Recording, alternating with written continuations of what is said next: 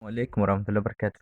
Namicha tokkotu guyyaa tokko makiinaa konkolaataa bareedaa bitachuu barbaade konkolaataa bareedaa filate jechuudha. Konkolaataa filate san saayibban isaatti mari'ateen waan konkolaataadhaan beeku so konkolaataan kun akkami jee saayibban isaa yeroo mari'atu kun konkolaataan bareedaa miti hin taane jedhanii fedhii isaadhaan rabballeessan jechuudha.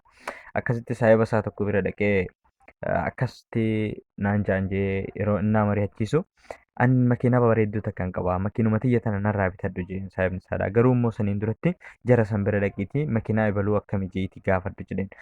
Jara bira dhaqee makiinaa ebaluutiin bitachuuf deema jennaan.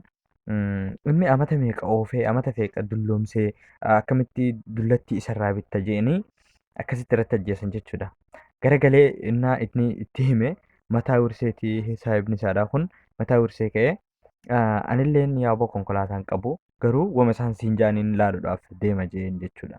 Saniifuu nuti namni tokko yeroo baay'ee yaada namaatiin deemna jechuudha. Waan fedhii keenya keessa keenyaatiin yookaan fedhii keenya jala deemnee waan qalbiin keenya nu feetu osoo hin taane waan namni nuun jiru tokko goona jechuudha. Obboleessoo waa tokko hoggaa dalayddu waan sammuun tante sitti ibsee sitti mul'ise dhugarratti si hundaa jechuudha. Kutannoodhaan godhi jechuudha. Nama hin dhaggeeffatina jechuudha. Nama yoo dhaggeeffanne qilee seena jechuudha. Waan dhaggeeffataniif galatoomaa yoo isinitti tole viidiyoo tana laayik godhaa.